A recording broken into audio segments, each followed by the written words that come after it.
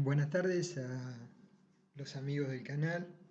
Vamos a ver un video bastante breve donde intentamos reflexionar en estos poquitos minutos sobre una costumbre bastante frecuente de visualizar en obras de mediana envergadura que consiste en montar primero la estructura metálica, columnas metálicas, eh, vigas metálicas, ejecutar el cerramiento del techo y a lo mejor un sector del frente, y luego posteriormente hacer los cerramientos laterales con mampostería.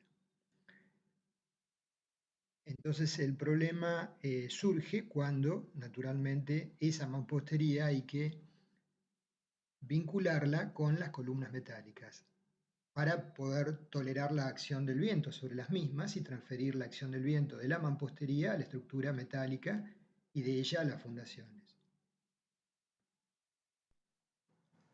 Acá podemos ver el esquema, el modelo de cálculo de una estructura de una luz un poquito más interesante, digamos, en el orden de los 35-40 metros, pensada desde sus inicios para resolver este problema. Entonces la estructura principal es una estructura porticada con eje curvo el techo, rigidizada,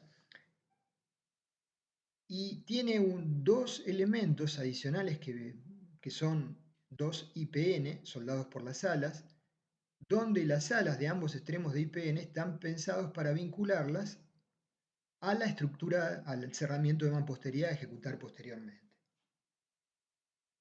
Entonces, en este caso, se ha pensado resolverlo de esta manera, pero no es lo más frecuente.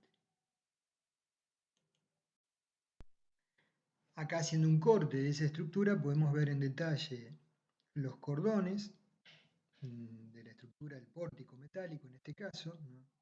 Y adosada los perfiles IPN que las alas permiten vincular mediante hierros soldados a las mismas e insertados en la mampostería y parcialmente la mampostería dentro de las alas, vincular adecuadamente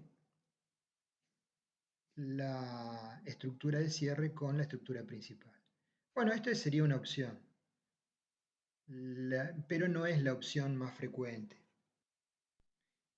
Entonces, lo más normal es que se monte la estructura metálica, columnas y vigas, se cierre el techo de chapa y luego, como hemos mencionado, se cierren con muros de mampostería las paredes laterales.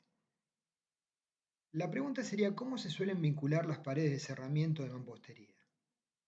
A menudo lo que se hace es se hormigona la columna metálica posteriormente y de tal manera se vincula la mampostería con esa columna que ya no es metálica, sino es una columna de hormigón armado con signos de interrogación o mixta. Supongamos que tenemos esta estructura, entonces con ese criterio levantamos las columnas, los arcos, colocamos las correas de techo y las rigizaciones del techo, cruces de San Andrés, puntales en el techo naturalmente, y luego hacemos el cerramiento que acabamos de mencionar, previo hormigonado de esos perfiles metálicos. Acá vemos una estructura en donde se ha trabajado de esa manera, está el pórtico metálico ya totalmente construido, la estructura de techo ya ejecutada, y se visualiza en la parte inferior, donde está el tronco de columna sobre el cual apoya el pórtico y la placa de anclaje, pelos que se han dejado de armadura nervurada para vincular con la futura armadura de columna a ejecutar. Naturalmente, luego de ejecutar esa columna de hormigón, se cierra con mampostería. Bueno, acá vemos un detalle ampliado del tronco de columna, la placa de anclaje del pórtico y la armadura pasante. Se observan desprolijidades que son bastante frecuentes cuando se ejecuta de esta forma porque Naturalmente, el montaje del pórtico como un elemento integral de columna metálico requiere de un espacio adecuado, entonces habría que proyectar de por sí un tronco de columna con una armadura pasante por fuera, con varios centímetros por fuera del borde de placa de anclaje del pórtico, ¿sí? Y con un recubrimiento adecuado a ambos lados, naturalmente. Y por supuesto, esa armadura pasante debe cumplir con requisito de cuantía mínima de elementos de hormigón armado, según vamos a ver. Supongamos que esta estructura, que está ya montada, eventualmente en un futuro se cierran los laterales de esta manera. Para ello tendrán que hormigonarse esas columnas metálicas, se supone. ¿Cómo deben ser diseñadas? O sea, nosotros hemos diseñado la columna del pórtico metálico, pero tenemos que verificar si vamos a ejecutarla de esta manera, hormigonar luego ese pórtico metálico o esa columna metálica para vincularla con la mampostería, tenemos que verificar esa columna para la situación definitiva, no ya como una estructura metálica, sino como una columna mixta de hormigón acero, ¿sí? Para lo cual tenemos que consultar algún código que trate ese tipo de diseño, como la ISC 360 del 2005 o posteriores, o el ASI 318 2005 o posteriores,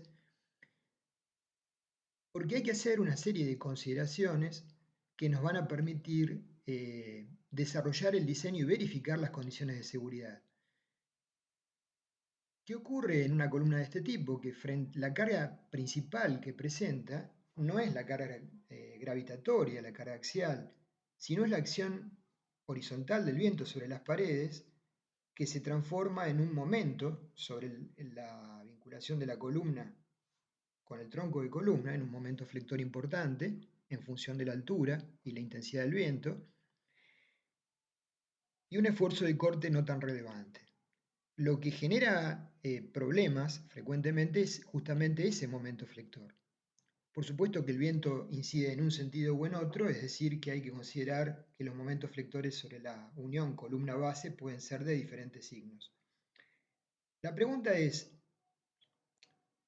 básicamente, cuando terminamos hormigonando ese tronco que tiene dimensiones importantes, tenemos un volumen sensiblemente grande de hormigón y no necesariamente una sección de acero tan grande. Y los perfiles metálicos usualmente son elaborados con un acero, por lo menos en nuestro medio, de calidad de tipo AL24, o sea, con una tensión de fluencia de 2.400 kilogramos por centímetro cuadrado. En otros sería en otros países aceros similares. Y el acero de construcción enarburado sabemos que usualmente es tipo AN420, o sea, la tensión de fluencia es 4.200 kilos por centímetro cuadrado. Entonces la pregunta es, frente a ese volumen de hormigón, ¿sí? Ese elemento de hormigón que está trabajando primordialmente a flexión, ¿la cara traccionada cumple con la cuantía mínima? Yo no sé si pensar en el concepto de cuantía mínima de columnas. Diría, ¿cumple con la cuantía mínima de vigas? Porque la acción dominante es el momento, ¿sí?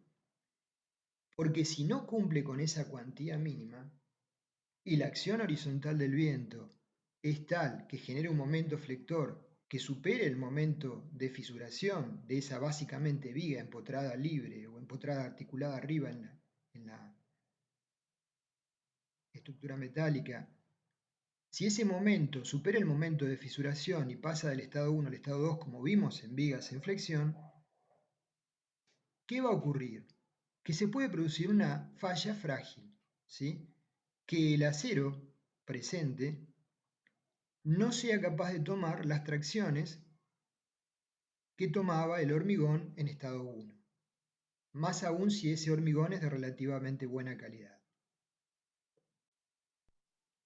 Acá vemos una estructura que ha sufrido una falla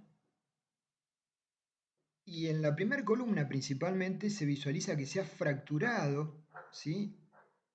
en la zona de arranque de la columna, no sé decirle sinceramente si existe una armadura, en este caso una arburada pasante, pero si acaso existía, obviamente ha sido muy por debajo de la cuantía mínima. Adicionalmente, en este caso, ni siquiera existe un muro de cerramiento. Si existiese un muro de cerramiento, la situación sería mucho más grave. Entonces, lo que se produjo en este caso es una falla de tipo frágil.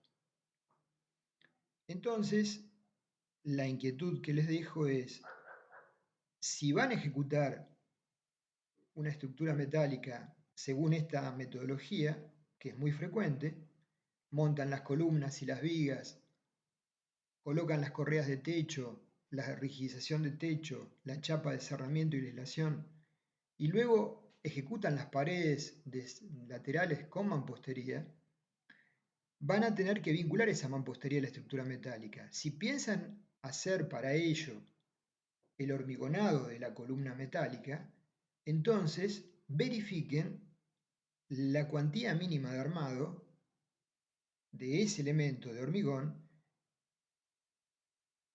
que en realidad tendríamos que pensarlo como una columna solicitada flexo-compresión donde el momento flector es el dominante, porque el esfuerzo axial no lo va a hacer, ¿sí? O sea que sería un enfoque más adecuado verificar cuantías mínimas en vigas de hormigón armado. Según el código reglamentario que ustedes quieran, que sea de aplicación naturalmente, en realidad tendríamos preferentemente que tomar un código que contemplar elementos compuestos, como hemos mencionado. Bueno, esto es lo que le quería plantear simplemente para que reflexionemos en conjunto, porque es algo que se ve frecuentemente. Gracias, nos vemos en la próxima.